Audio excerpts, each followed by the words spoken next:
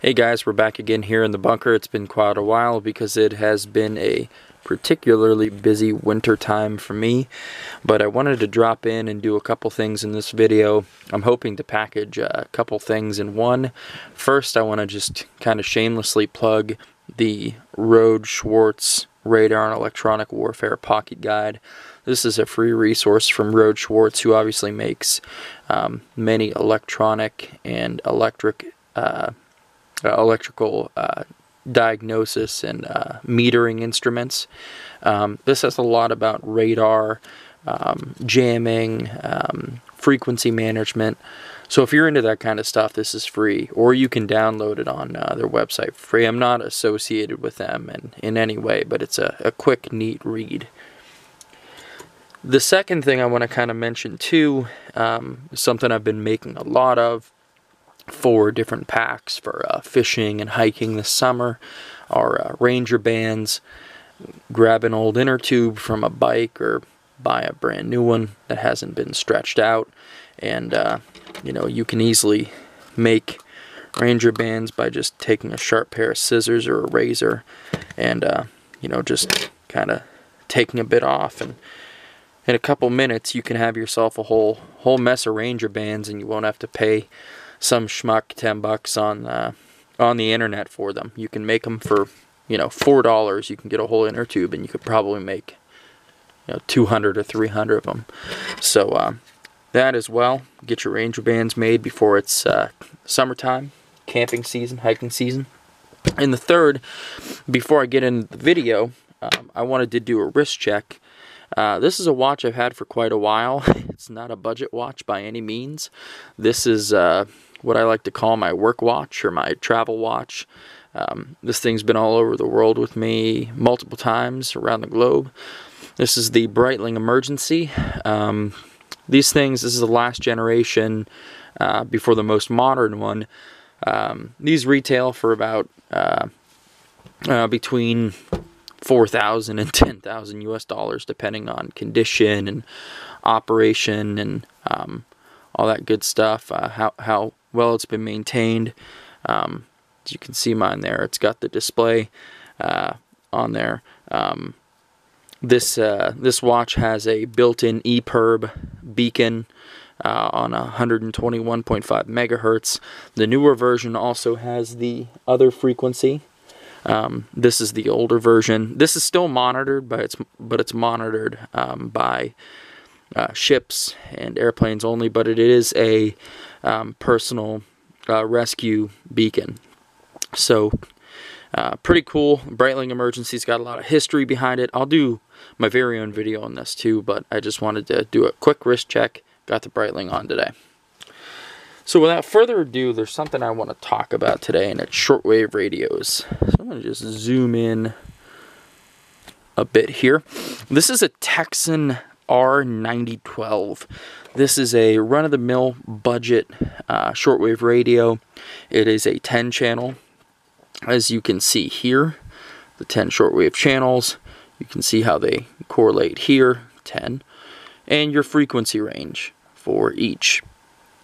And it's getting a little out of focus, but you can kind of see how you can move through these frequency ranges. Switch to channel 2. It's also got middle wave and FM. The reason I'm showing you this is because, you know, in the past, this has been the budget go-to world receiver. Little antenna here, 2 AA batteries, made in China, very, you know, budget-friendly device. And anywhere you take this thing in the world, you're going to be able to use it. It's reliable.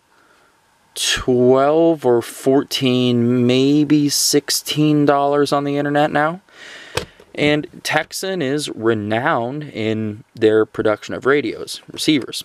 But a couple months ago, I noticed something interesting on the internet.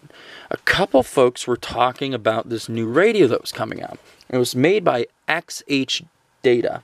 If you've heard of XHData before, they do make a ton of radios. I think they manufacture in tandem with Texan. Probably the same factory in China, without a doubt. But they make some pretty decent radios. I mean, things that are in the $100 range. But what was curious about what I'm about to show you is that this radio wasn't nearly in that range. This is a $6 radio. This is a $6 shortwave receiver. $6 out the door. A couple bucks shipping. I think I'm into this radio for $9 from China. Took a couple weeks. I think you can get this on Amazon. I think you can get it on a couple other websites. The shipping's going to cost you a little bit more, but the retail price of this radio is like $6 and change, right? That's what matters.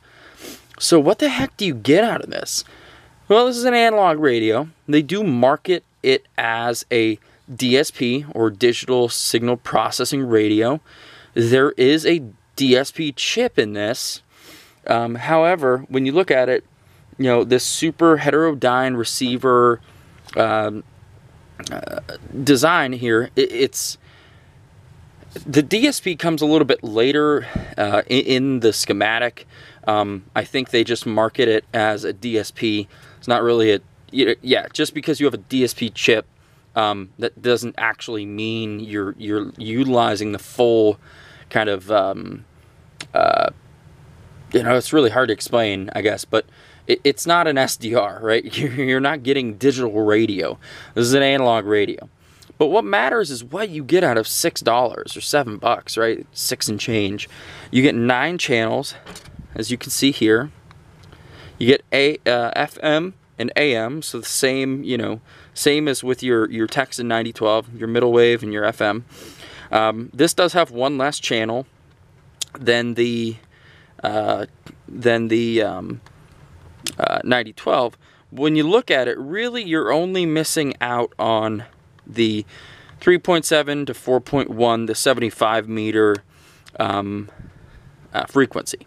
It does go the whole way up to roughly 22 megahertz at, you know, 13 meters. So you got your 13 meter band here. Super smooth operation. It's got the selector in here, so if you've got tired eyes like mine, you're not kind of guessing like on this little Texan. You got this little notch right here and you can't really see it, and you've got to align it. Here you can kind of clearly see, if this would ever focus, which channel or band you're going to be in due to this. Now, tuning is a little tough. We're probably not going to get anything down here because we truly are kind of in a bunker. But if I were to turn this on, because I meet very few people that, you know, to communicate with. Just run it a little bit. Told me that. And so how am I communicating? Very clear. I don't know the Greek, I don't know the Hebrew, I don't know the Aramaic. So very clear audio, as you can hear. And I could care less in many cases. Sometimes I really feel good when I go. Tuning is decent. Tuning's not bad at all. Of course, you've got a tuning knob here, your volume's here. You've got your headphone jack, then your 5-volt DC in. If you don't want to use the batteries, uses 2 AA's, just like the Texan. Of course, you've got your standard, you know, antenna here, just like any other you know, little shortwave compact radio. These things are, you know, a couple inches long. We just take a look here. We are at about 3 inches by 5 1/4, and the Texan's about the same. You look at these things next to each other. The Texan might be a little slightly bit longer, but either way, what matters is if you're in the market for shortwave radio, which I think everyone should be, no matter what, you can never have enough of these things. I have them everywhere because I don't enjoy listening to shortwave, but I think it's important to be kind of cognizant of what you can do, what your capabilities are, what you can listen to, in what languages. If you're developing language skills, I think it's important. But what really matters here is that these are super fun to take with you when you travel. If you go to different parts of the world, or heck, even if you go to the other coast of the United States, you're going to get stations you're not getting from the coast you're not from, right? So if you're on the East Coast, you might be getting some Africa, you might be getting some Europe. If your propagation is really good, you might be getting some stuff from other parts of the world. But if you travel to the Midwest or to the East or to the West Coast, you're going to be hearing things from Japan and Australia and New Zealand and perhaps China. Hell, you might even get voice of North Korea. So I think that's why this is super cool to explore. Shortwave is awesome.